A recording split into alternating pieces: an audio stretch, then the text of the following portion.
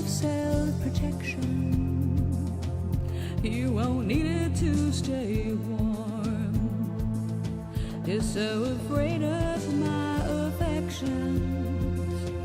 You could drown in your own storm. There's no need for reservation. No one else can see. After some examination, man, I think that you've got what I need.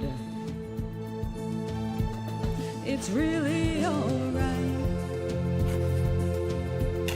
It's really alright. It's really alright if you don't love me. What's that look of consternation? I'm completely in control. So if you're thinking of evasion, there's something you should know. Well, I wouldn't say I own you, but you're a lover without liberty. Which would you rather face, that cold-hearted landscape or me?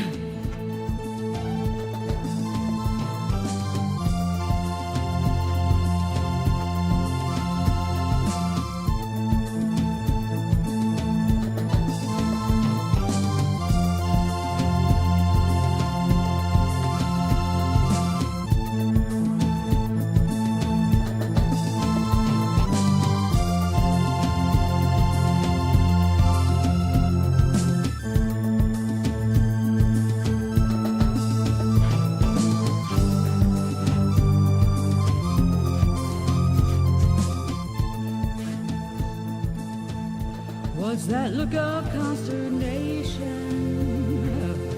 I'm completely in control. So if you're thinking of evasion, there's something you should know. Well, I wouldn't say I own you, but you're a lover without liberty. Which would you rather face, that cold-hearted landscape or me?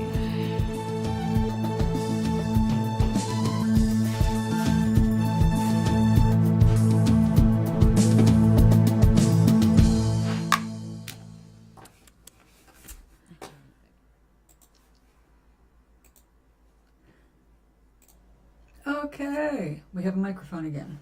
What did you say while I was gone? Oh, yes. Enjoy it. Get that fresh air in while you can. Definitely. Now, this green goop, I think it's actually paint and white glue. But these are some reject rocks that we were working on a couple of years ago. In the community room, I got a bunch of people together to paint rocks. But I bought some dollar store acrylic paints, and they sucked. We waited. We made blue and white. We mixed the blue and the white, and it did not want to dry. And also, it came right off. It's just gross. So I decided we're not going to throw the rocks away. We need to save them. So I'm going to see what we got left in this. Now, some of these paints have been around for so long, I don't know if that, yeah, so it's dry on the inside, you know how it gets all gross. And this is one of those cases where it's pretty gross. All right, let's show the grossness.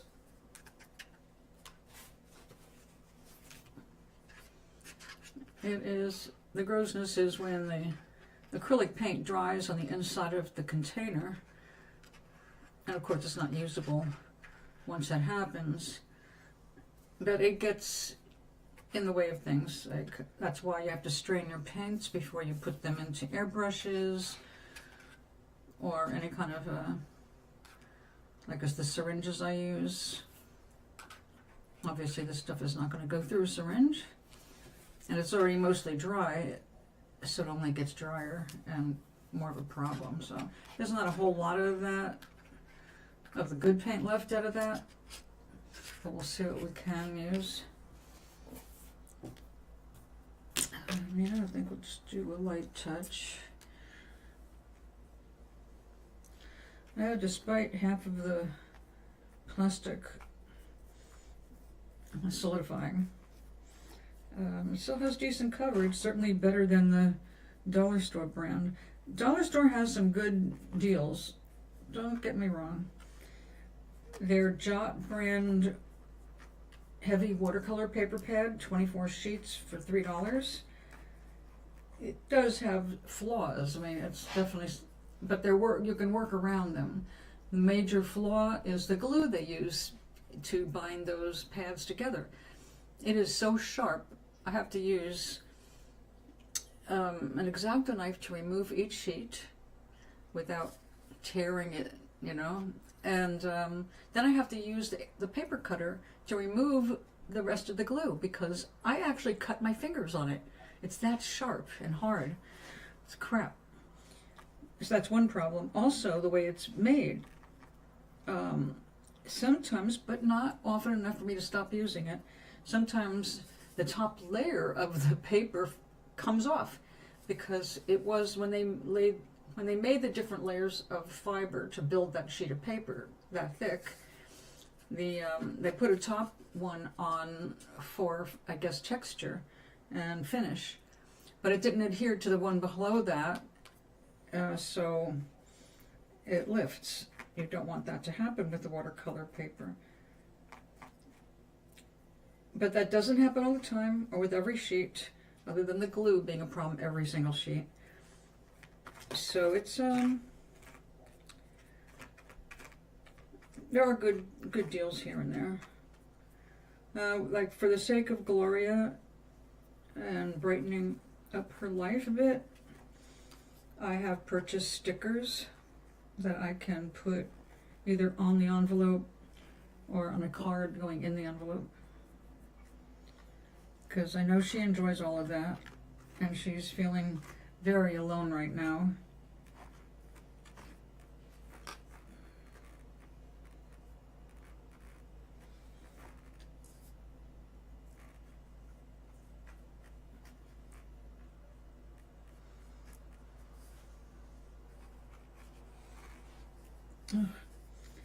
Okay, what did I get? Green, of course. I touched it. Water soluble. I thought, put a little bit of this on, see if that'll smooth it out a little bit, and I'll just paint over it when it's completely solid. Well, this did great for coverage. I have to do the bottoms, but we don't do that until the top dries. But so far so good. Maybe I'll go grab another couple out of the bag, because there's a lot of them that got damaged. Oh.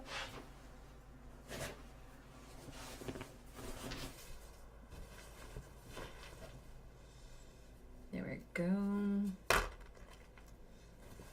I can fit another one on there.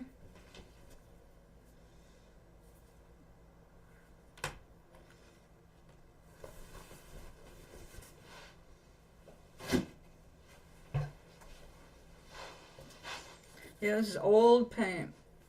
Old paint. At least 2 years old. It becomes old the minute you open it. Unfortunately, it's cheap. Mostly water. If you get these little bottles, like, these brands, Folk Art and all that. They're useful. I've got a bunch of them. Come in such a wonderful array of colors and different finishes nowadays. But it usually does not have all that great a coverage, and usually the advice is to paint something white or a light color before you put your desired color over it. Okay.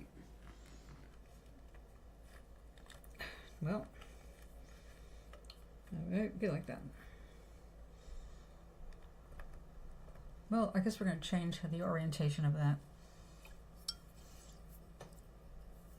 No, there's too many chemical disparities. People use different bases, and we're looking at a lot of stuff that's not made in the USA, so we really don't know what's in it, and you don't want to cause yourself to have a toxic reaction to something. It should have just dried. I mean, like this does, even though it's like gunk now in its history now. Yeah, there's certain things that just should be obvious. Acrylics are the whole purpose of using those is because it dries opaquely and quickly, and their brand is neither. And if you mix their colors, like I said, I mixed blue and white. It's like, what is going on? I still have some white, I think. Yeah. U.S. Art Supply white. Now that one I think I may have actually gotten from, no, probably the dollar store. Although it could have been Amazon. What I did though is like eliminate black and white. I now have a gallon. I have a couple of pump jars in black and white. I don't have the pump attached right now because I don't need these. But if you paint a lot, you need white in larger quantities. So usually I get something like this and then pour this into smaller containers. But occasionally I have purchased a small 2-ounce bottle. Just depended on what I was working with. I know it was. Folk Art was good, and Apple Barrel was pretty good, I thought. They made some really nice finishes for people doing doll houses. Yeah, the decline in quality, it has just been so obvious if you're a painter. All right, we're gonna move these away so they can dry in peace without me putting my hands back on them. I'm too good at that. Stay there. All right.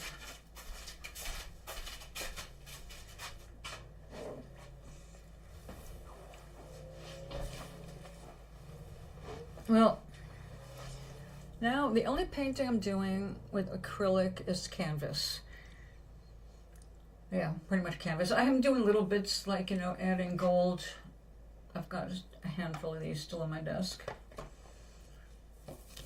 But for the most part, I want to do other things. So this is, looking at this, I like how dry Folk Art was. What do you mean dry? It dried fast. Apple Barrel, yeah. I don't have a whole lot of Apple Barrel, but I don't even know how much I have now. When I do my color charts for acrylics, I also say what brand it is because the colors are, you know how they are. Like Nicole's Flirtation. Well, nobody else has a pink called Flirtation. That's Nicole. So Nicole Art. Now we got Anita. We've got Anita's Princess Pink, Anita's Vivid Pink. MS, what's the MS? I don't remember. There's Folk Art. Apple Barrel, Berry Red. This was not bad. Apple Barrel, Wisteria. But so you gotta make sure you're getting the right one because some of them are glossy. Like this. Apple Barrel Wisteria is very shiny. But Apple Barrel Berry Red is very flat.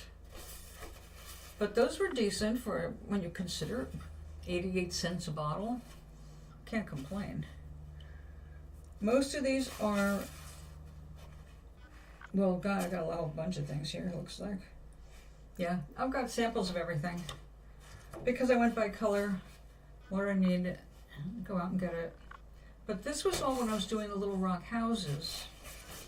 And you know, every house has some kind of a garden around it, flowers, grasses, trees. But also, we need our wood tones for things like brick, stone, dirt. Now when I leave a big swatch like that, that's tube. That's Liquitex. Oh no, this is this deep yellow. That was the dollar store one. That is, even there you can see where it did not dry consistently. The shiny spots have the same sample. Shiny, shiny, shiny, shiny, flat as hell. That should never be.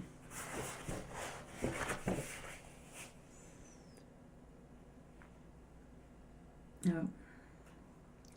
Now, I'm not using all these colors anymore because when I work on canvas, I like, well, like I got that, that's good quality acrylic. I like having my basics for my double palette, but I also like mixing paint. So unless, well, even the big one that I've been working on, that is, there's 3 different yellows to make up the yellow mishmash of a background.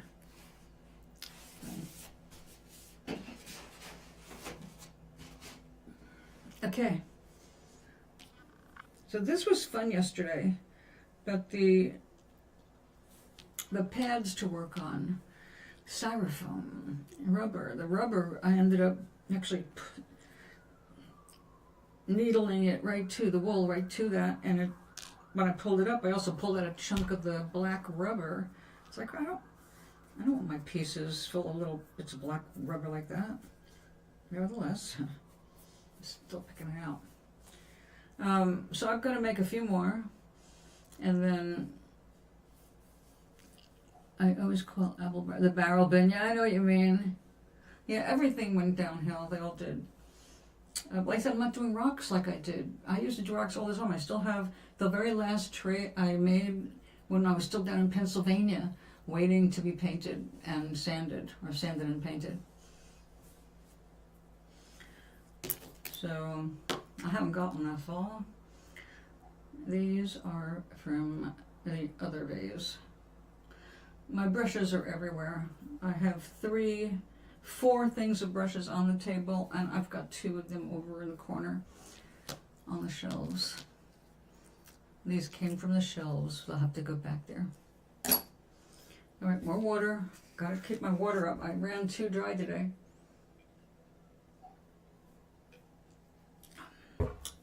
Oh, that's refreshing. This is a pretty color, summer sky. Now this one should have a slight of sheen to it because of satin finish. And this must be brand new. Not quite. I see I've opened it.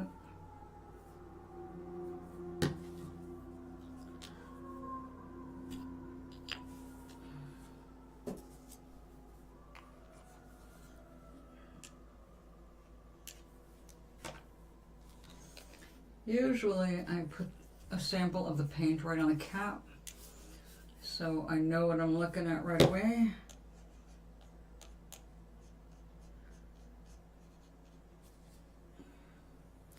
So that being satin, let's see how that dries. A bit transparent. And that's where you see, yeah, this is apple barrel. Yeah, so I have to say this is shit. The coverage with that much zinc, I mean that should be opaque, and I can see the white coming through where I shouldn't have to see the white coming through. So, yeah. The problem now is these are all being put in the same area. So I tend, when I go looking for a paint, I'm specifically looking for a specific color. Otherwise, I get the professional grades, and this is craft grade. It's great for crafts, birdhouses, things you aren't going to expect to last all that long, or you're willing to repaint them every season. But that's not that. Okay. Okay. So let me see. I'm not going to do this right now. I'm disenchanted with the thing I have to use. So I've got to do 2 more. Oh, it's not that bad. This one and then that one. Oh, no, it's 1, 2, 3, 4. Okay. Look how tiny. That's going to be tricky.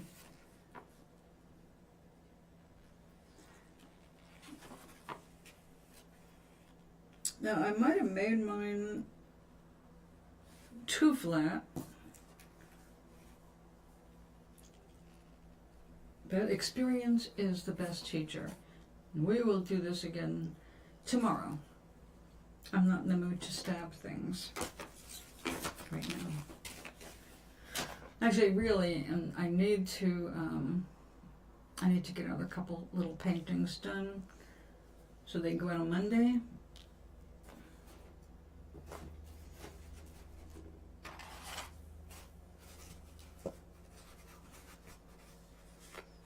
What can I put on the top of that mountain?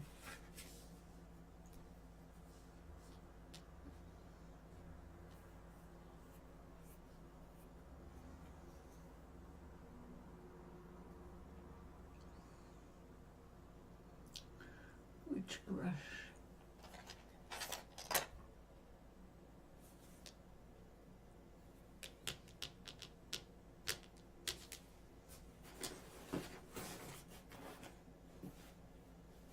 You know what? I can use a purple, and that'll work just fine. If only I was smart enough to bring the other water. I need to get another spritzer.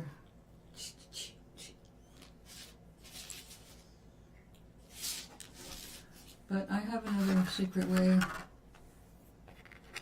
A straw. I have clean water here. Dip the straw in. Let loose a few drops, and there you go.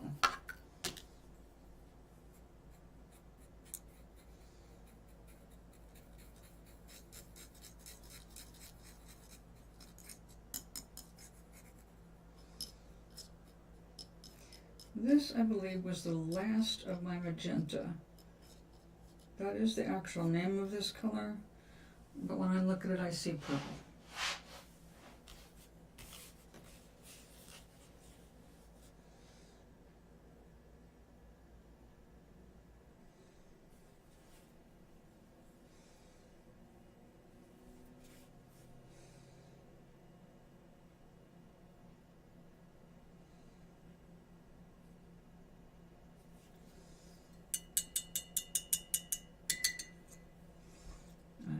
Lighter version of that color.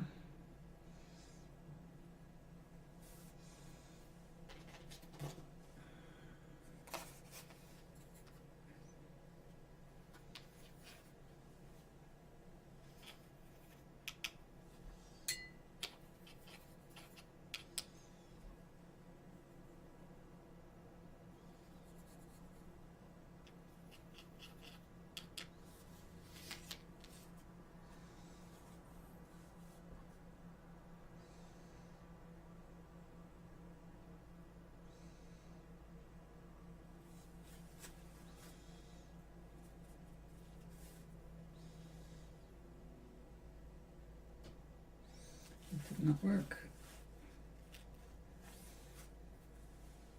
That's a little better.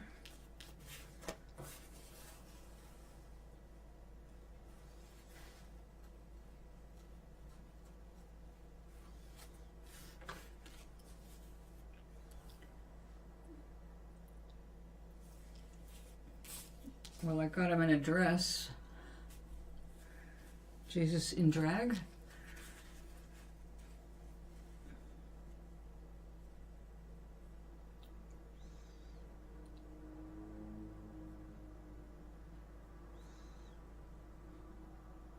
That does remind me of something. I just forgot it. I looked up and I was going to say something, and then I saw what you wrote, and that took my brain away for a minute.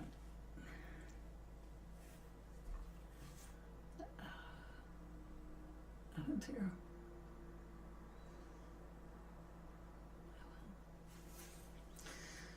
When I think of it, if it's still valid, I will say it out loud.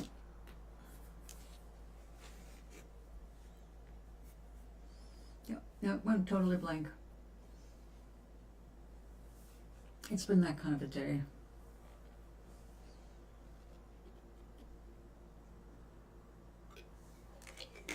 I have been a pep rally all day,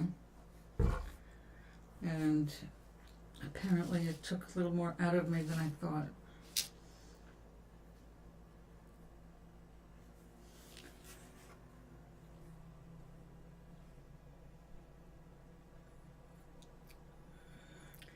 Honestly, the way that worked out, and it pulled some of the purple pigment back out, looks like Maria on the mountain with the white apron.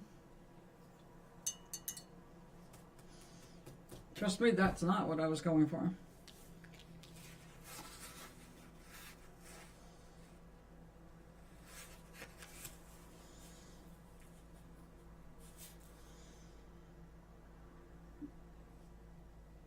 You know the feeling when you're witnessing the sunrise or sunset, and it's just magnificent, and maybe you're by yourself, so all you can do is stand there and in awe.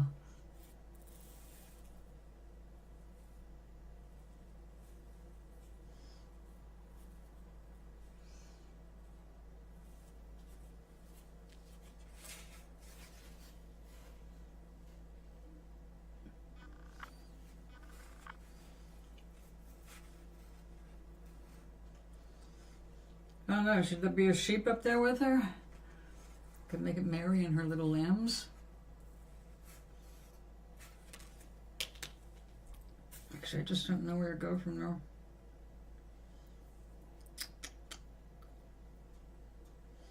She's silhouetted, so her back should be all white, all dark, really. But it's not showing the arms. I don't like that.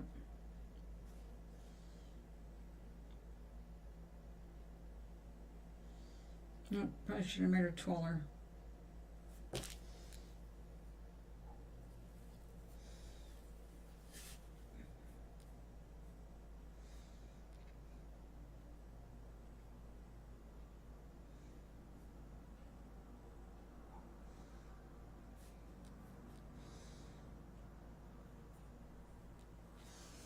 How about arms outreached?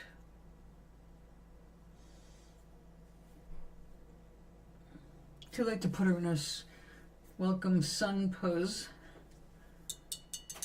Or was it the tree pose? That's it. No, we'll just put this aside for now because I think I blew it. Okay. So, Annie needs a drawing of sprouts. So I grew some and took a picture in a couple different directions so to have something to draw from more directly. The problem is sprouts are white in a clear glass jar. So there's just going to show you, I'll show you. Come here, sprouts.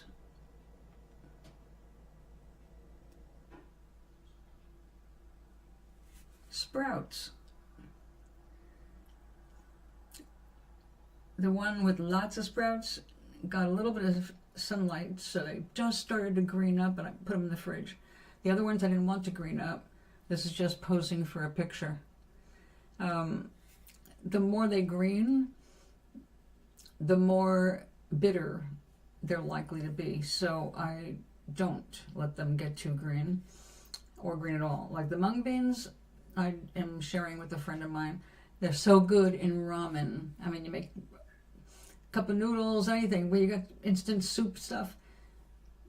I throw in a handful of these beans, and they add a nice crunchy texture to your ramen, but they go down as easily as ramen, so you might not even notice them that much because they don't have a strong flavor, but super nutritious. Nutritious.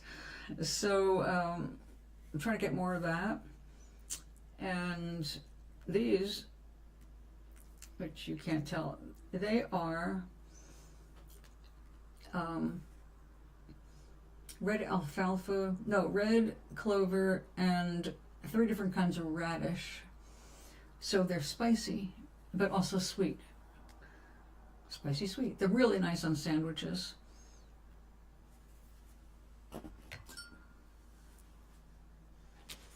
So I don't know what to do for her. There was this idea, but the window and the wall took up more room than I meant. Since you can do them in the trays, like we did the beet greens and the arugula before, what I want to do is, well, beet greens and arugula again. But I learned more about broccoli sprouts today. And broccoli sprouts, if you eat a handful of them every day, raw, that actually reduces the fat in a fatty liver, which should be of everybody's interest because of our diets being so full of the wrong stuff, mainly sugar. So it's definitely of interest to me because I have a fatty liver, which you would never believe with somebody as skinny as me, but fat on the inside instead of the outside. The liver, of course, processes everything, so you need to keep it as healthy as you can. A lot of people increase their longevity by having a good liver. So I just do not like broccoli sprouts as much as I like whole broccoli, but a little handful of it every day, that's the key. It's how it works. It just has a very short-lived effect in the body. So you have to put those chemicals back in your body every single day. So it turns out that broccoli sprouts is one of the best sources. It's like 50 times more powerful than the broccoli after it's grown into a head. Like, okay, well, that's power. I just don't like them. And I hate not liking things that I know are really good for me. And I love broccoli. My goodness, I love broccoli. I've got a couple of favorite ways of cooking it. But the sprouts are different. I don't really like to eat them.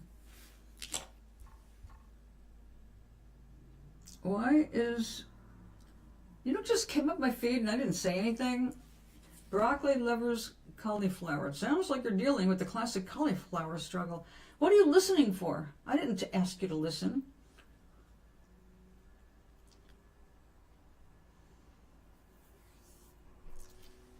My liver might not be too healthy, but it's working well.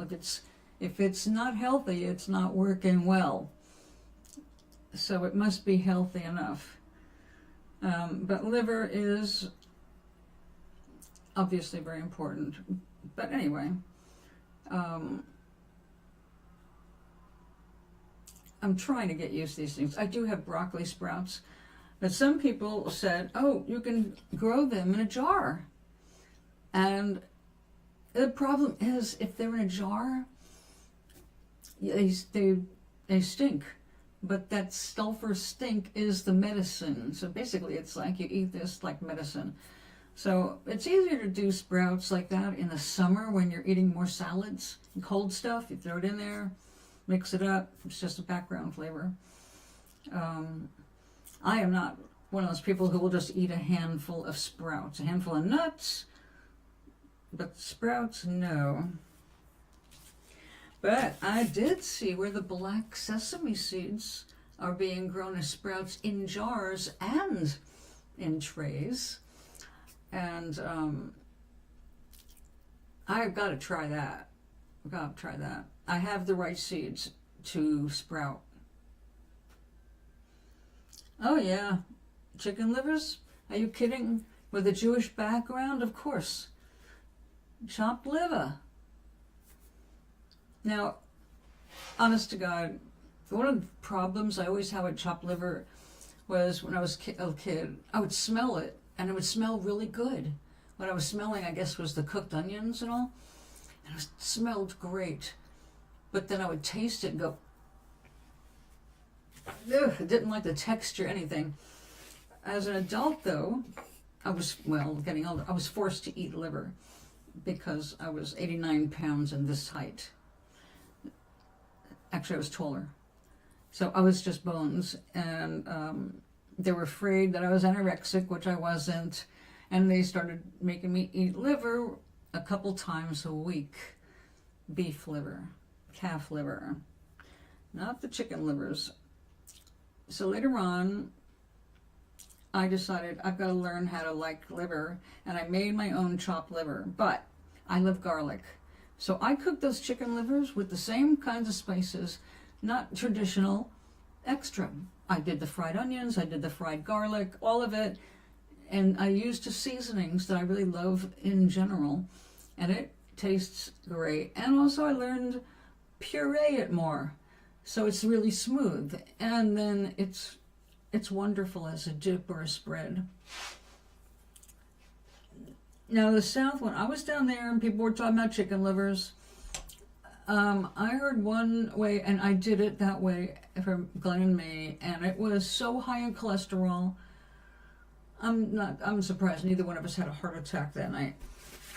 That's the one where you dredge the raw chicken liver in melted butter, and then you roll it around in crushed Ritz cracker crumb, and then you put it in butter again, and then put it back in the crackers, and then you put it on a baking sheet and bake them. They are really good. They are so bad for you, though. It completely negates the health part of having a liver. So now I've been wanting to make some chicken liver because I'm anemic and I could really use the extra boost now and then, and I'd rather get it from food. But I have not caught the right timing in the grocery store to get freshly frozen or fresh. It's not like, do you remember Cumberland, was it Cumberland Farms? No. Maybe, what was it? It was up here in New England. It was kind of like a Cumberland Farms. But when you went in, they had, I've done the fried gizzards. They don't have to get coated with as much stuff, so I've done that one. I wasn't as crazy about that. They're like eating rubber bands. If I feel like just chomping, then yeah, but I'm not lately.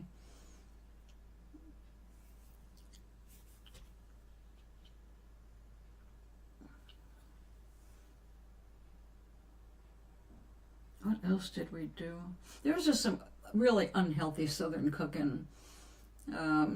Fried pie and lard. Flaky, tender hand pies. But hand pies are deep fried, and that means you're getting a lot of extra fat really nobody needs. Braxton's in a small tub. No, I don't know what a Braxton is. Oh, I see what you're saying. I'm trying to remember, that was like Cumberland Farms had chicken parts. I mean, I'd walk in and there'd be a big freezer.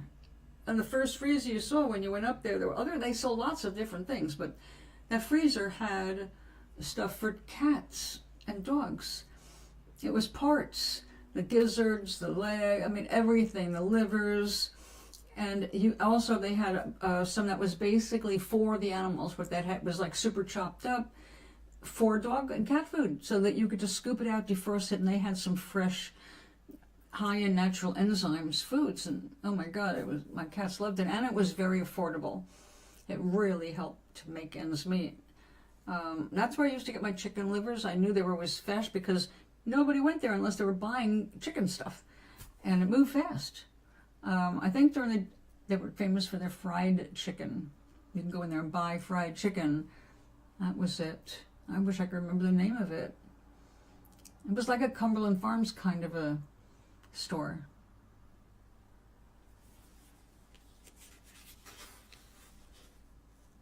So Braxton Farms is where you're getting yours from?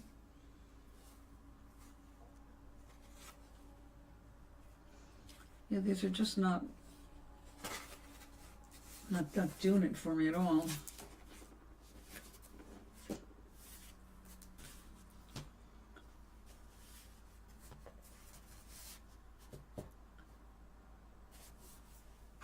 Oh, the tape I got is too big.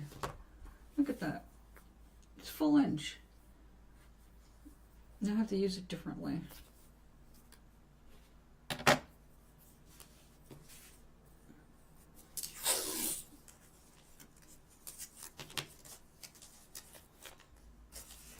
I'd like to get these out to Annie next week so she can set up the plates for her book.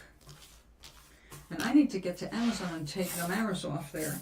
I'll leave the digital versions because if I remove the Kindle versions, then everybody who bought a Kindle version will lose it. But with a print book, it's not a problem. I don't want to sell anything through Amazon anymore. Yeah, same here. I have not done that kind of thing in years. Now, one thing I don't see around here that I do love, maybe this summer I'll be able to find it, collard greens. I love collards. I'd rather do collards than cabbage.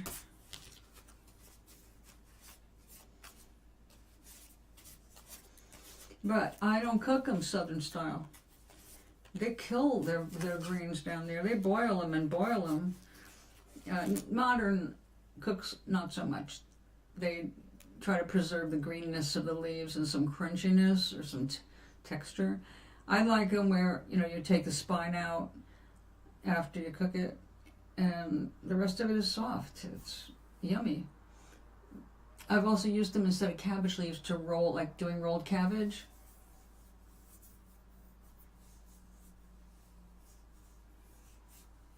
Ew.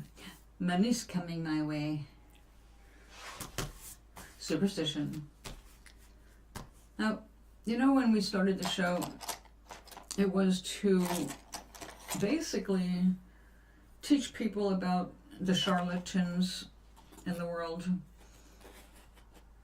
You know, turns out one of the women who live here has grown years and years. She's been believing a psychic who she paid over $1,000 to, that her family was cursed. And then when she married, her husband's family put another curse on them. It's like, no, no, and no. But people get that in their head that they're cursed. And she said, well, they were doing voodoo. I said, no, nobody has that kind of authority over you. Nobody can curse you unless you accept it. You have to say, okay, I believe in the curse, and I must be cursed. Then you're going to curse it yourself, but you're not cursed by other people, no matter what they say. And I'm talking about witches too. You know, most witches are about healing. And all the early spells were basically medicines. And what's a spell but a prayer that rhymes? So, you know, if everybody could just work their own will in the world and it influenced the whole world, we would see a lot different things going on. We're not as vulnerable as these rip-off psychics have been trying to get people to believe. But they only make people believe that because it's their bottom line. That's how they earn their living, keeping you scared. Just like Fox News. If you decided, I'm not going to allow the rage machine to get to me, then they have no power over you. And it's the same thing with all these psychics online. And I'm saying this as someone who has been an online psychic. I mean, a 5-star, $250 an hour if you hired me on the slide. Well, on the side. I made good money if I decided to do that. But the problem was that people were getting ripped off. And the more they got ripped off, the lower my prices dropped for everybody. Because they were getting ripped off. Nobody should be paying $35 a minute for a freaking online psychic reading, when their training is to keep you on the phone as long as possible, talking about anything, or listening to them babble on and on. The longer they keep you on the phone, the higher they go up in the calls. because they'll get the calls sent to them more often if they're making people stay on the phone.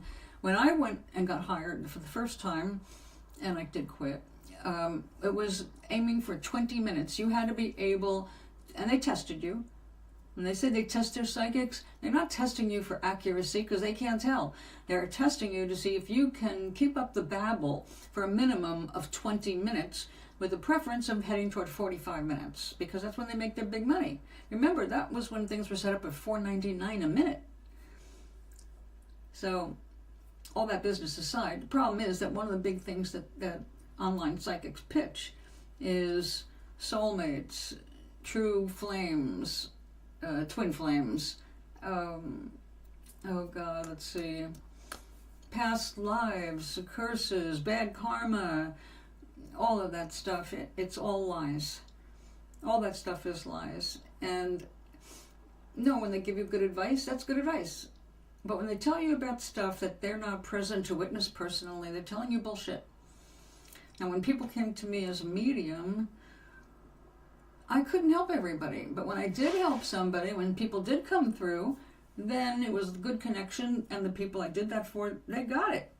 They understood who it was, and there was no attempt on my part to keep them coming back to me.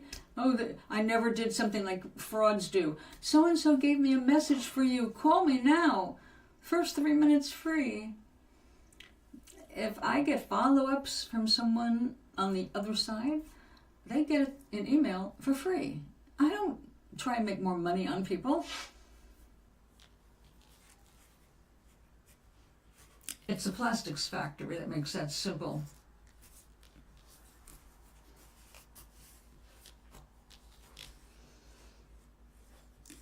Well, I'm glad I can help. But I want people to not walk around believing the bullshit that these people are out there peddling. It's disgusting. It's disgusting. I wish it was illegal. Unfortunately, money talks, as we know. Do you remember, I don't know if you're old enough, do you remember when we broke up the AT&T monopoly? And Ma Bell, remember Ma Bell? Bell Telephone. There were monopolies that were so powerful that the government had to break them up because nobody was able to compete with them.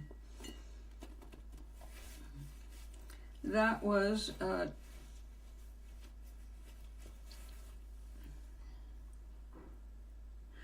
oh yeah. Well, Cleo was paid as a paid actress, so they just used her persona. They created a persona for her. She didn't even have a Jamaican accent. She wasn't from Jamaica. She was from LA. So it was all the infomercial. She got paid to do infomercials and do everything in Miss Cleo's name. But that was when I exposed them and went public and started just streaming 18 years ago to teach people about the bullshit behind the scenes. So now that all these things have been proven to be scams, billion-dollar industries, they're all now subsidiaries of AT&T. AT&T can stop a whole lot of what they're doing right now and still make money just on the tarot and the numerology and the astrology and the keen psychic lines and California psychics. All of these people are connected. They're all part of a network. Keen is its own network, but they made their money by hiring 1-800-Psychics. That's how they got it, because 1-800-Psychics from Florida was shut down for fraud and the owner of it jailed. But there was this invisible partner for Keen because they wanted the technology of real-time between internet and phone. So you could make a real-time phone call anywhere in the world. Like, you know how Keen was, right? If I logged in, I'd be available. People wanted to call me. They could call me, but I also got calls from the system because they did advertising all the time, and the advertising offered 3 free minutes, and they would connect those that offer, and it would just connect to a random high-ranking psychic. And since I was up there, I got a lot of those calls from people I never solicited. They called into the network and were assigned to me. And that's how the most successful ones with the best feedback, as I said, I was a 5-star rating. You stayed 5 stars, you were in the front of the line for taking those calls. But see, those calls are also, they go through other networks, like I said, the California Psychics, Miss Cleo Network, which is not there anymore. The Friends, Psychic Friends, they paid big money to people who were believers to advertise. So it's still going on. They're still making billions a year. And I tell you, that's one of the reasons I backed off doing full-time shows. I've tried to educate people so that they can understand how to help themselves instead of, paying money, especially when they can't afford it. I mean, remember how I met Sunshine Medicine. We ended up having a friendship for 20 years, but she turned out to be extremely deceptive and pretty much a user. And she did nice things when she was up to it. I'm not putting her down for that. But when I found her, or she found me, she was convinced that there was a curse on her, or she was going through a divorce, and she wasn't safe, and her son wasn't safe, and it's like, what the hell? And it turned out all this unsafeness was coming from inside. It was coming from the people she was calling. They were the ones that making her feel unsafe. And she was just trying to figure out, am I going to be okay after my divorce? And she got me, and the first thing I told her, I said, yeah, but the next 2 years are going to suck. Be ready. It's going to be a roller coaster. The first 2 years when you're getting divorced, it takes you a couple of years to get your bearings. It takes a while to get rid of the toxicity that developed in your relationship that led to a divorce. It's not easy peasy. Even if you hate the person, you still have to get rid of that. So a couple of years and you'll be fine. Don't worry. But she was ready to pay $5,000 and send her wedding band and her son's toothbrush. And it was actually her son's toothbrush that scared her, and that's how she found me. Yeah, I'm ethical. That's me. I mean, that's just how I have to be. That is what I am. I don't like seeing people ripped off. So, well, other people were high price. I dropped down to $1.99 a minute. Now, I did want to do it 99 cents a minute. Unfortunately, that ended up just wasting my time and getting people who are basically abusers of the service. Like, no, I sit here and focus on you and get what I can for you to guide you best I can. And you just want to jip me. So, no, I think I'll just keep it $1.99.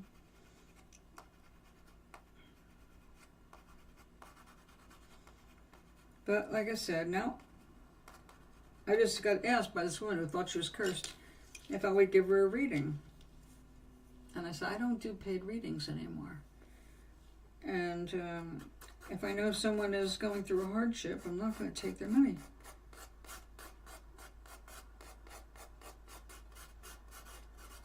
And then she said the magic words, though. Well, maybe I can contribute to your art supplies. I said, well, remains to be seen. I'll let you know when I've got time. And be happy to do a reading for you. She's got so many misconceptions for someone who studied Reiki that, yeah. I hope I can direct her back into studying Reiki again and practicing. You need to practice energy work.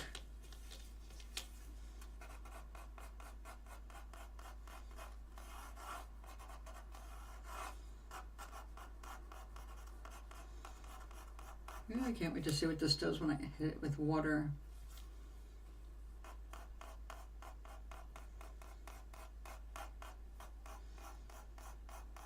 You know, I started the show, like I said, because of Miss Cleo. Because that network, when I was in it without even knowing I was in it. I was working for a little group because I was sick of Kane and their bullshit when I found out what was going on. So I was working for this little group, and they had promised everybody was vetted, that they were actually ethical readers. But as soon as they get to a certain level, they sell out.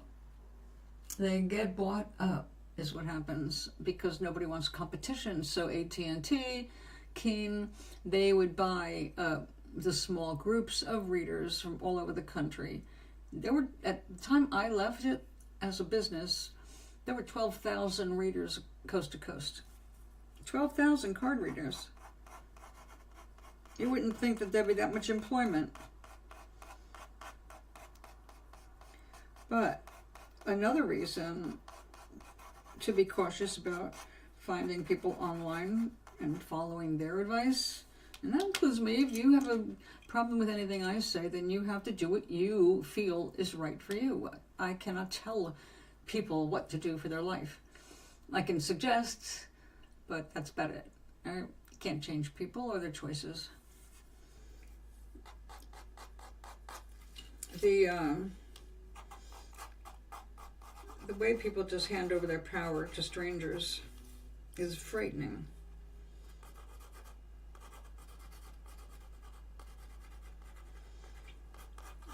When I started to get to know my fellow psychic readers, I was pretty much horrified.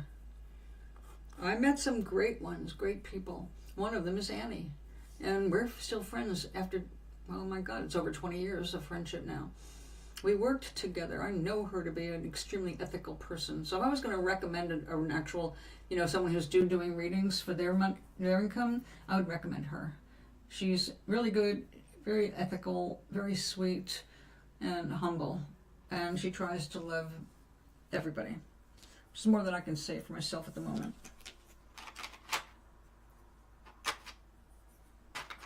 I mean, I'm ethical. I don't try to love everybody right now. Right now, I'm pretty sick of a lot of humanity, if you know what I mean.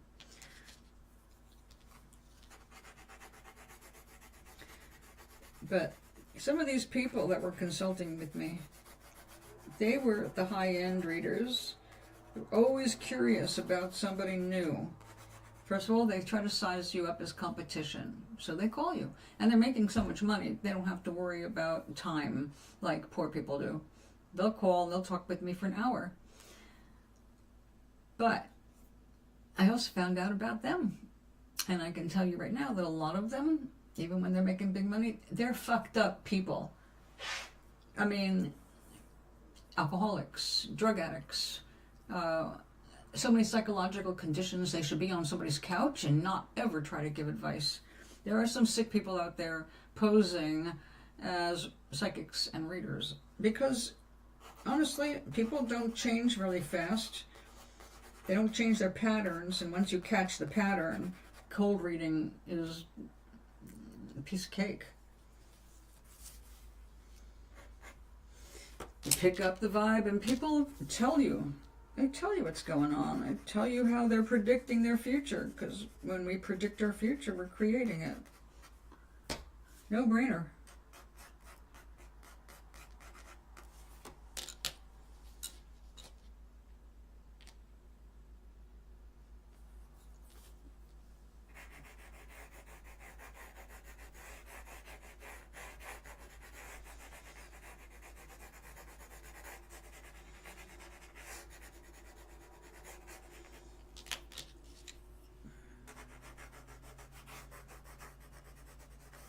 No, I think that might be the wrong blue.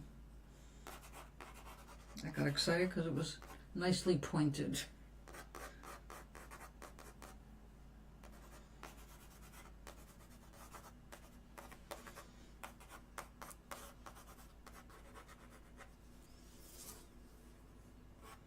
Yeah, I'd say there's one rule of thumb when you consult anybody, whether they are a psychiatrist, a psychologist, professor, psychic. If they make you afraid, get away from them. They're not going to help you. They're likely to use you.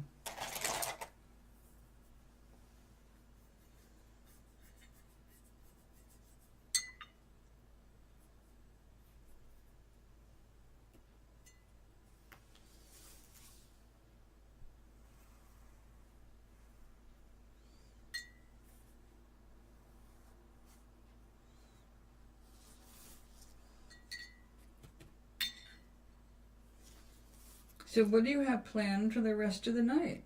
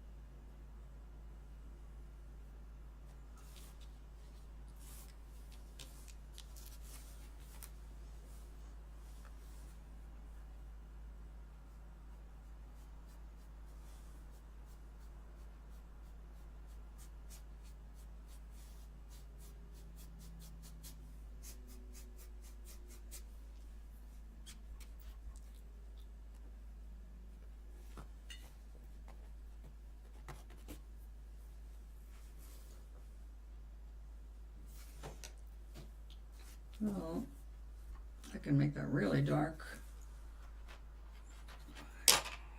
Going over some wet paper.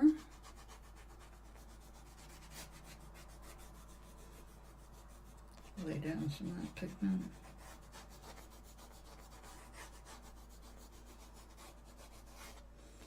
Honestly, I'm getting so bored of doing these little things.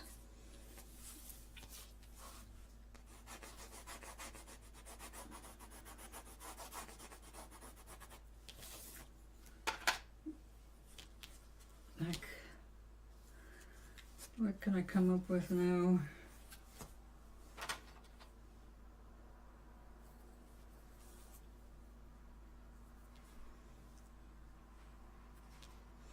I can't remember if I sent her an island or not. Well, it doesn't have to be a palm tree. I'll just...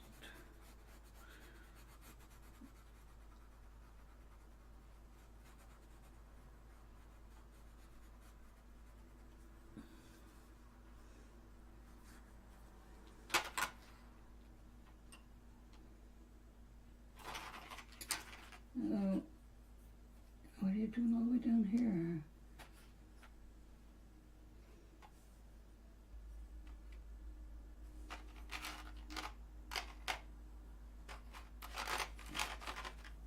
Oh, I see.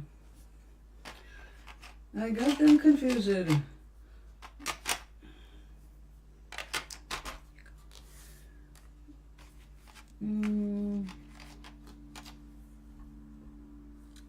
This.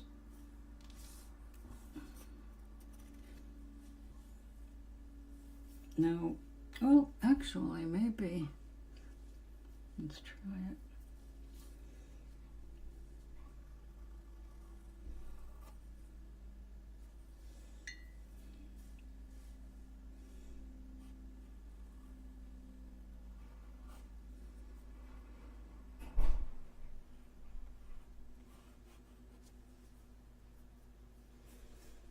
So what are you doing the rest of the day?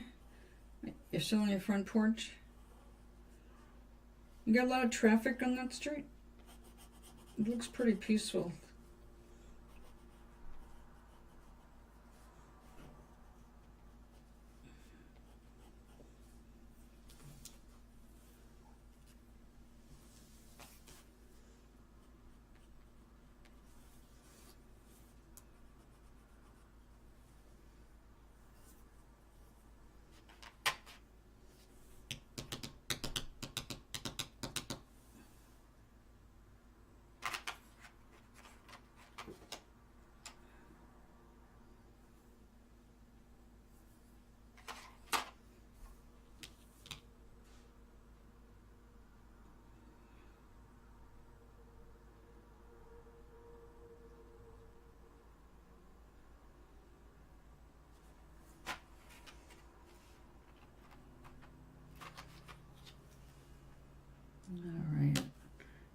a sharp one for this.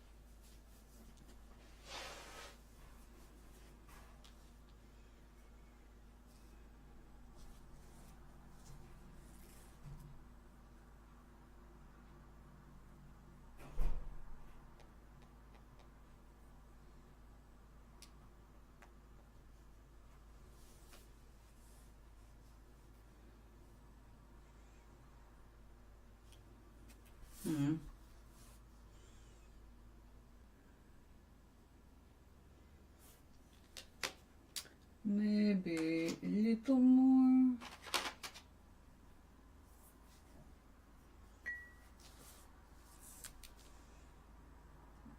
So how was your strawberry shortcake?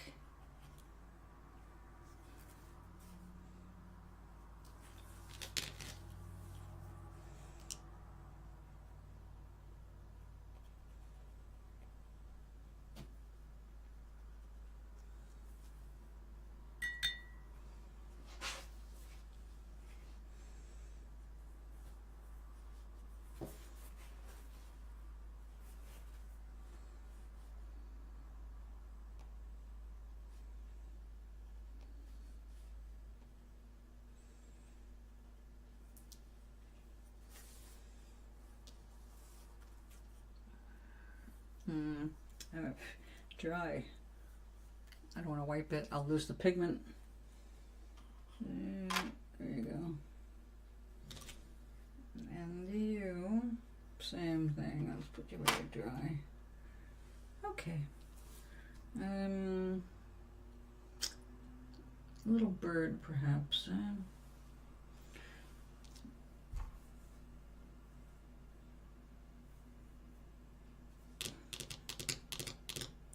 Maybe some flowers.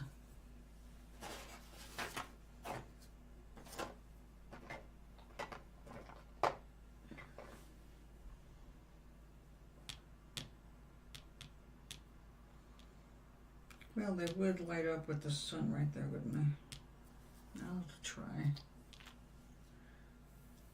How are you, paint? All right. Strawberry shortcakes are delightful. I haven't had one in a long time.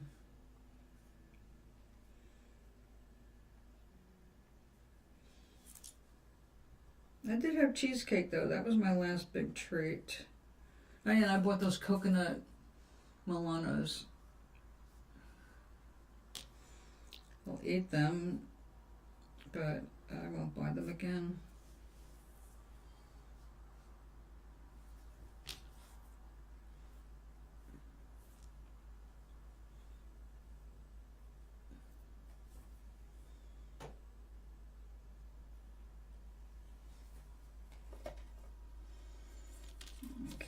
We're just going to leave this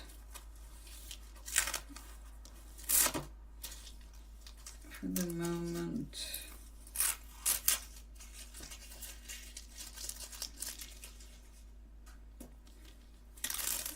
I'll add a butterfly tomorrow.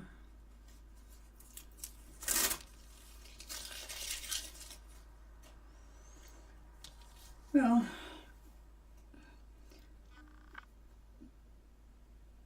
I can dangle something from the tree.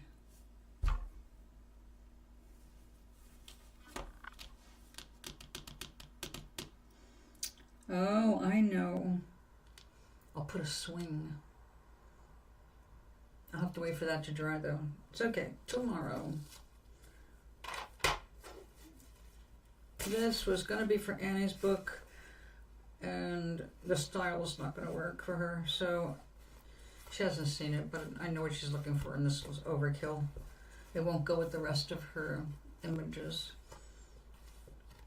So I will finish this up for Gloria. I'll have to make some more stuff to put on here and make it more interesting.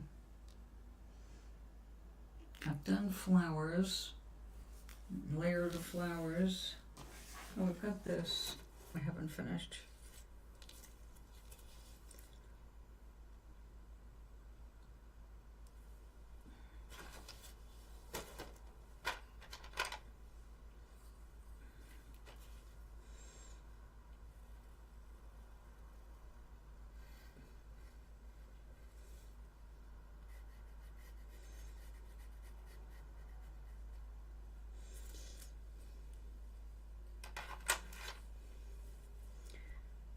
I suppose I should have put something like blue sky before I did this, but I didn't know what I was going to do. I was undecided other than this is going to be a postcard.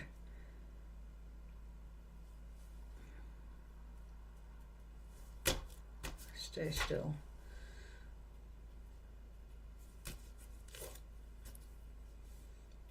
There is an advantage to taping your work down.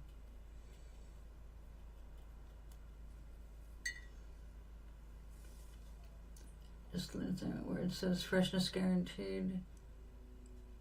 It's the brand's name.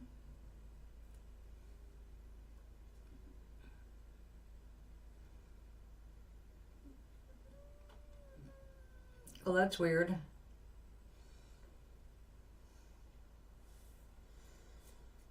And they're not guaranteed anything because they got some of the worst shit in the planet at their stores for food. But they do have some good stuff. I'm disappointed we can't get diced potatoes anymore.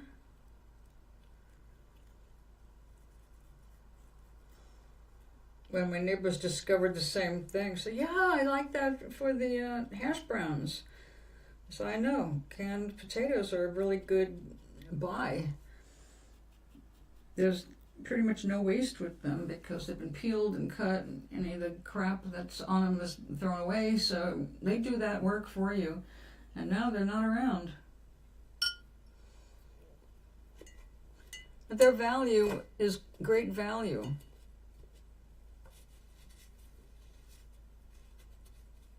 I know it doesn't mean it's fresh at all. What they really should be doing is checking expiration dates and not buying stuff that's ready to expire before they even put it on sale with a new label. There's all kinds of dirty little practices. So I stopped buying chicken from them. I used to because, you know, we were economical and we were out in the country, and it was, I don't know, 18 miles to the nearest Walmart. Oh no, I'm sorry. It was 9 miles to the nearest Walmart. It was 18-mile trip back and forth. And we had the big freezers. So I used to like to pick up on good deals and then freeze it. So we'd have it.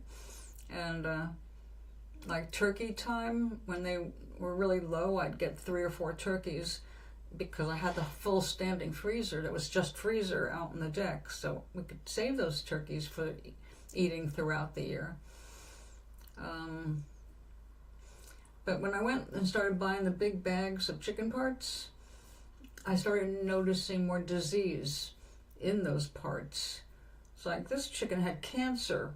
They didn't even get it all out. It's like, ugh, you know what? If these chickens are getting this kind of sick, then I am pretty sure they're being abused. So, you know, we had an egg farm up here, and I had a friend of mine that went to work for the egg farm. And I'll tell you, egg farms, like poultry farms, they stink to high heaven. It's really hard to work with them. But what was more disturbing was what the people were doing to the animals themselves. They figured they're dumb animals, they can't report them, and they do horrible, cruel things to animals. And they get away with it. So, not everybody, obviously. There's lots of people that don't want to see any cruelty with animals.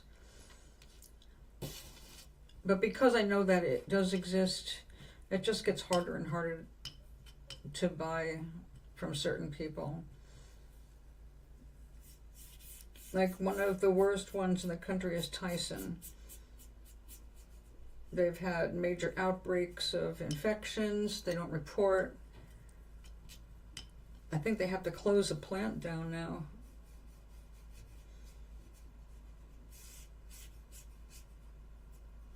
They've had repeated violations for diseases in their animals.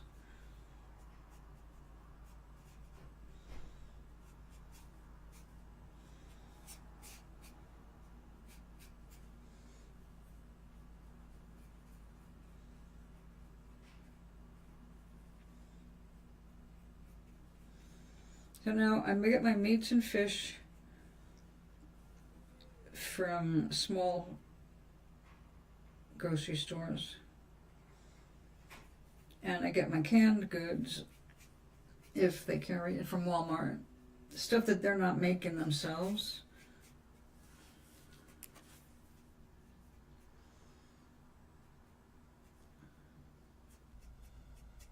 But some stuff is a good bargain, and some stuff is definitely not.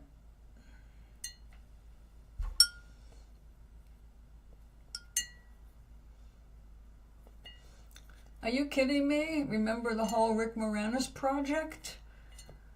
I went completely fangirl at age 65 for the first time in my life. It was hilarious. Well, hilarious to the rest of the world.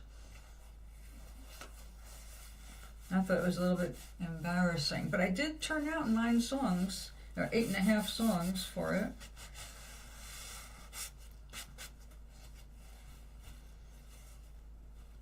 But ironically, it wasn't his movies.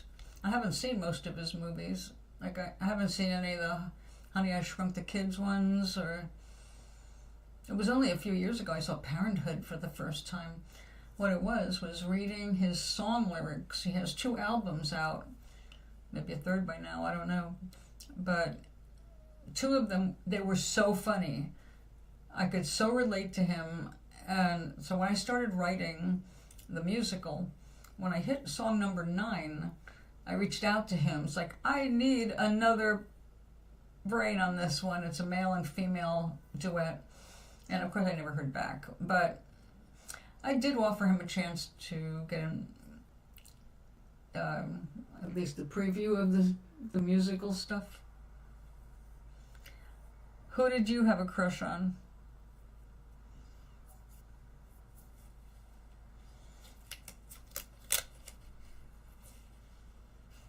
Because when I was little, I also thought that The King and I, Yul Brynner, man, he was hot.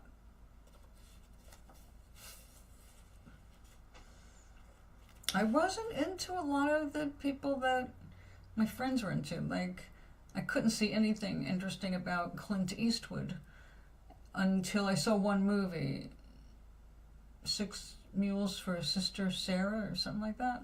And then I thought, oh, you know what? He is sexy.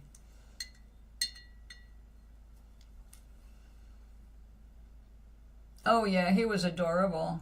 Oh, my God. Like in Breakfast Club. Just the right attitude, right?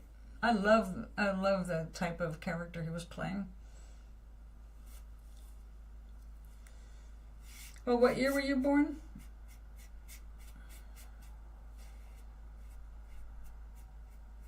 Now, of course, they say that when you get older, you become, or I guess when you get old and gray, you become more attracted to people closer to your age. I don't know. I mean, obviously I'm not going to hit on anybody that's cute and young.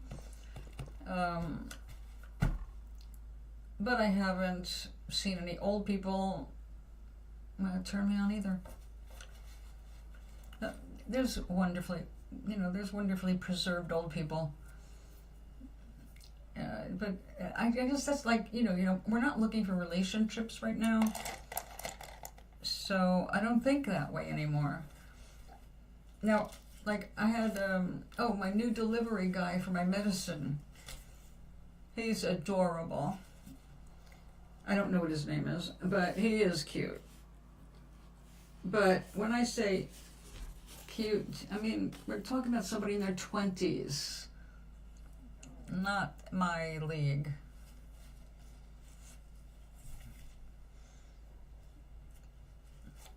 We must let that dry. Well, doesn't it feel weird to say that? It's not the age thing. It's suddenly you say that. Like when I turned 70, that was not a shock, but it was. It was suddenly like, oh, well, there's no disputing it now. You're fucking old.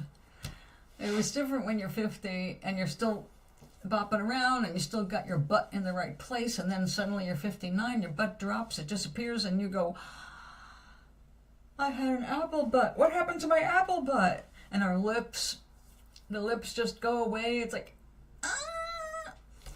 But I'm not going to get plastic surgery to replace what I lost, because that's just ridiculous. I would do something like that if I was in a car accident and my face was, annihilated, or something like that. Then I would consider some kind of plastic surgery, but mostly just so that I don't scare small children.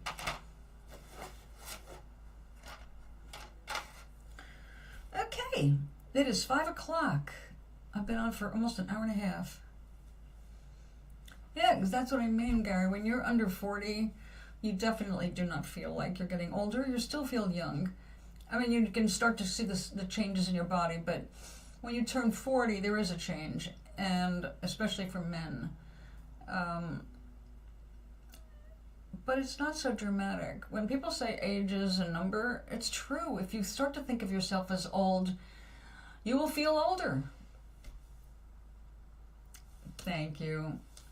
I think what's ironic about it is that Maui keeps sending me pictures of my 38-year-old face in very young, sexy bodies. And even at my best, I did not have those little teeny waistlines, So I think that's funny. But also, you see a bunch of those pictures where you are half your age, and then you go and look in the mirror, and you go, well, that ain't me anymore. And I've noticed I have become less satisfied with my profile pictures. Like, I look so young in those images, and they are beautiful. Not a single one is uncomplimentary. So I do have a bunch of them I kept because they're just beautiful.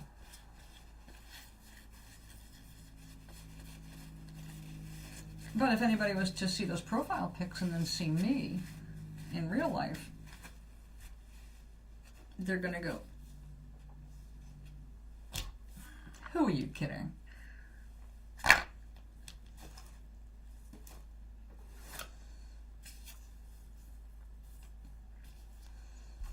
Oh, body parts, yeah. My little friend Alan is just feeling arthritis in his knee for the first time in his life, and he's 57. So it is a shock to the system when you suddenly feel something that is associated with old age. when it came to physical changes, what really got me feeling like, oh God, I've passed a barrier. I've gone into the old area when I needed cataracts surgery. I got acrylic lenses in my eyes. That was like, you can't fight this anymore, because that's something that happens with old age. Thank you. And I do. It's just, I'm fine just being where I'm at right now. I've got so many things I want to do, and so many things that are fun, and I can't wait to start wet felting. But I needed to get some stuff off my desk again. I'm going to take all the watercolor stuff off. But I'm not doing good at keeping up. I'm going to have to like buy some cards or something. I want to make sure that Gloria gets 2 paintings a week, and my stepdad gets 1 painting a week. Because Gloria was getting 7 paintings a week when she lived here. And I tried to make it at least 5 paintings a week after she moved out. But the stamps started getting me, and also the pressure of producing that many little paintings. It's hard. I'm not a sketch artist, and some of these forms are just boring. But as I said, if you start making collages and things like that, that I enjoy. So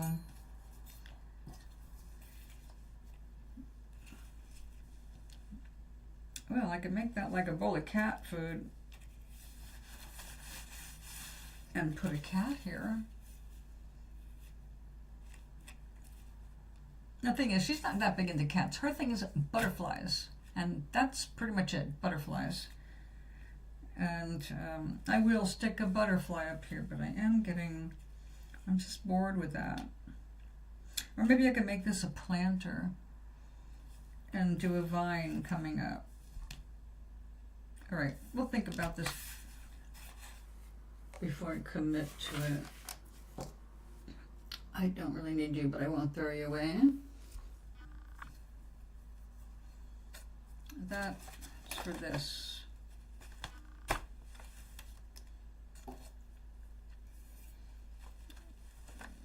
Hello there. Aloha.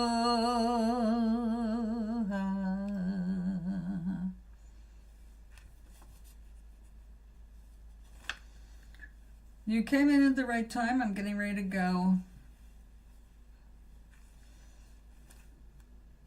It's time to consider dinner.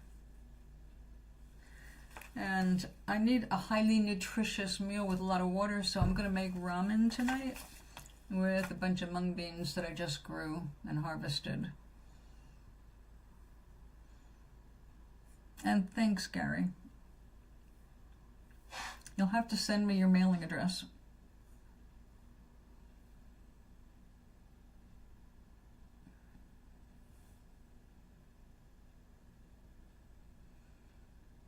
So, Doc, what's up for you for the rest of the day? It's early for you. It's not even noon yet.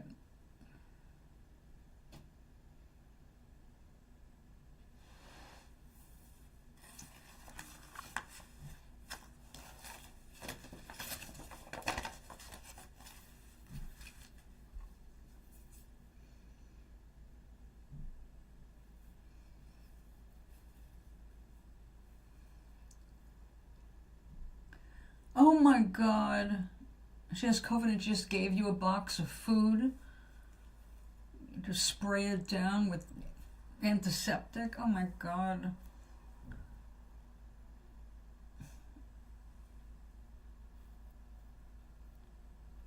Oh, fun. I keep some chicken in stock, but most of what I have is just vegetable ramen. From the Meals on Wheels, is that what you wrote? Oh, Mom's Meals. Ugh. I wouldn't have taken them. Mom's Meals and Meals on Wheels, they are so bad for you. I don't understand why they give them to old people. They're all high in fat, all high in sodium, unless you specifically order something, but they don't have that much options.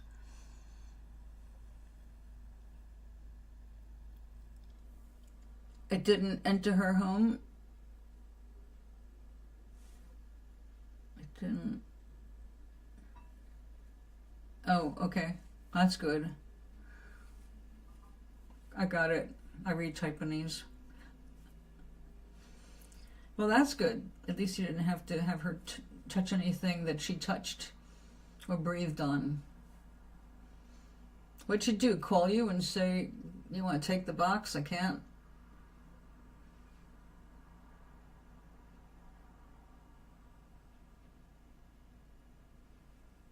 Let me show you what I got, because I ordered these from, I know I haven't seen them in Walmart, but I did get them online because I had a credit I had to use.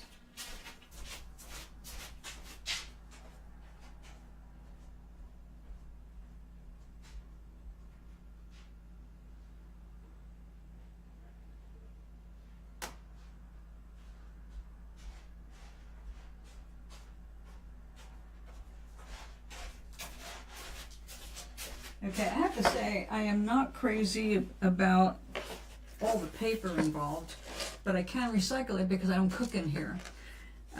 This is my favorite. I only use half of the flavor packet to keep the salt down because they're all too salty. Sodium, 1,310 milligrams. 13, that's a whole day's worth of salt, except in the summer. So no, I don't do that.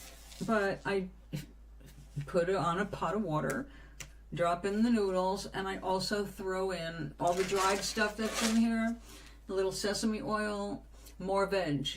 So I throw in a big handful of the mung beans that I sprouted, some shaved carrot, green onion if I have it, and I do. And then if I have shrimp or fish, I will throw some in. And I have some whitefish. I've got a big piece, so I'll probably cook that up.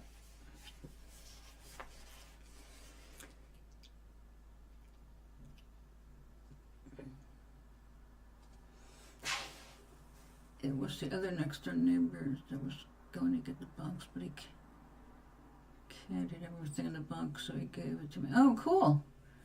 As long as you're not getting exposed to somebody's disease. You just got over being sick.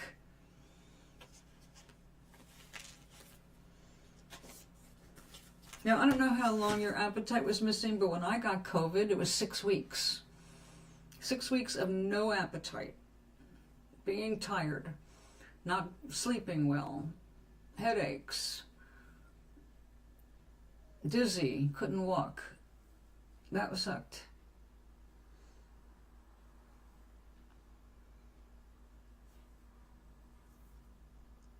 And it affected my liver. So COVID's more dangerous than people realize. It's not just a flu, it's not just a cold, it's a disease that can hurt you. Oh, these are good. I buy them 6 at a time. And that's it. Best before October 2025. It doesn't matter, it's all dry.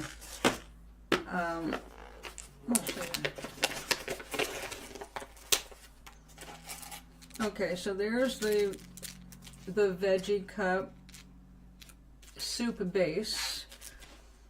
It's got dried mushroom and onion and I think carrot.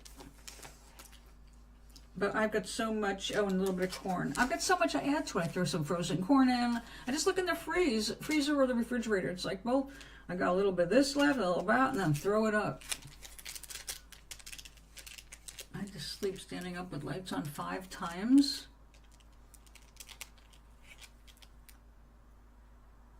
Oh, you had COVID. Oh, you couldn't breathe. You got the respiratory part. Yeah, they say it gets worse every time. I got away for years without it. I did not get it. Well, actually, we don't know for sure because I was in the hospital.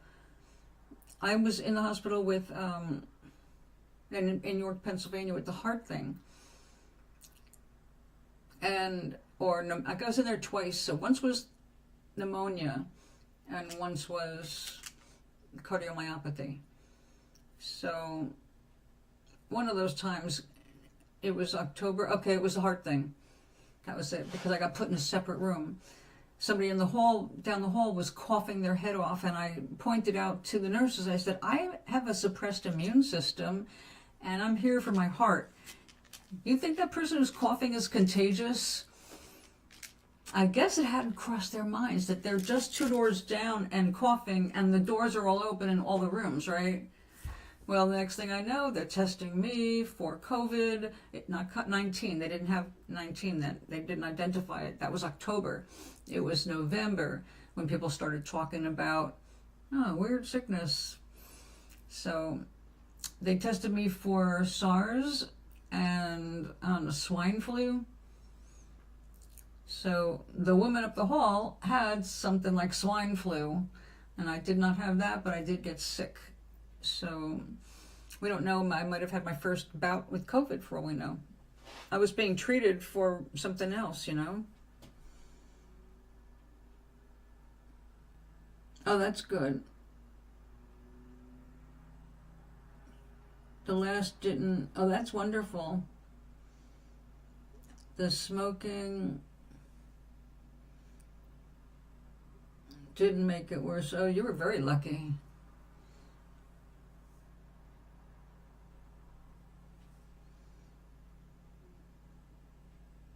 Yeah, I imagine. Yeah, it's rough on the body. It's a dangerous disease. It stopped my bile ducts from working. People don't realize that it can affect your heart long term. It can affect your liver long term. It's not just. What about my favorite YouTuber, Physics Girl? She got it 2 weeks after her wedding and spent 3 years in bed with severe life-threatening symptoms with long COVID. And she's finally, like, her hair is growing back. I mean, she had to cut her hair because, you know, she was in bed. And the light was so harsh on her, she had to wear blindfold.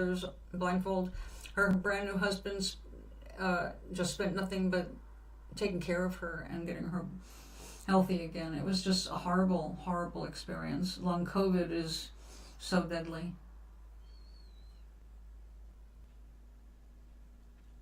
No more something days for me. No more sick days for me. No, it's not fun. I resent it when I get sick. So anyway, I take everything out of the cup and put it into a pot, and then I can recycle the paper, which is better because those little wrappers that other cheaper ramen come in, that's not recyclable. Or the plastic ones like the teriyaki. I used to eat a lot of those. It depends on where you are, but most places don't recycle them. My leg wasn't working for 2 years. I haven't heard about a leg association to COVID.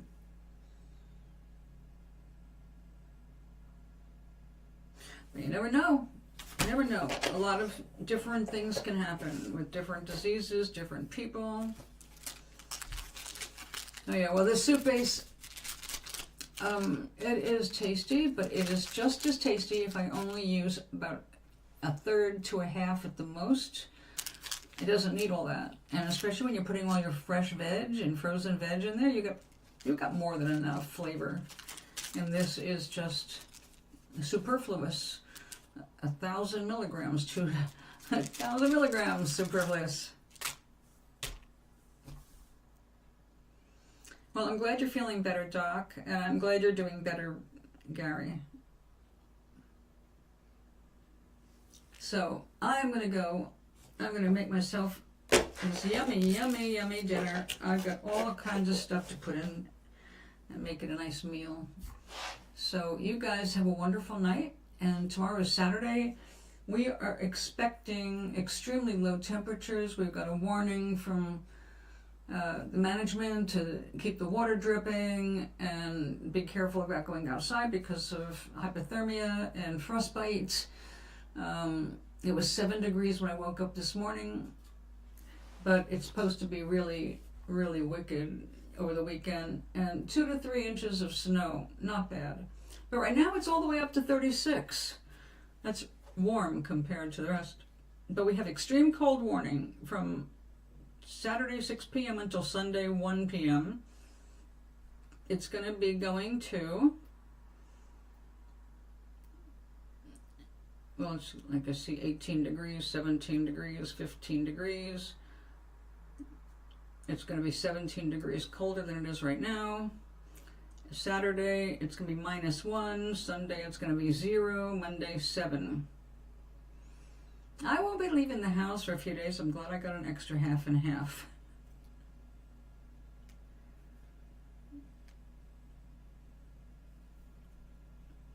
Oh, okay, Gary, that's a deal.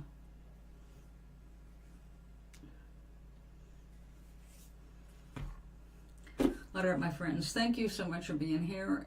Just have a wonderful rest of the day. Whatever you do, make it happy. Don't turn on the news. Oh, what did you say, Doc? Game over. Okay. OTR. Over the weekend should be all rain for you? All right. No watering today. Let the ground dry out. Avoid root rot.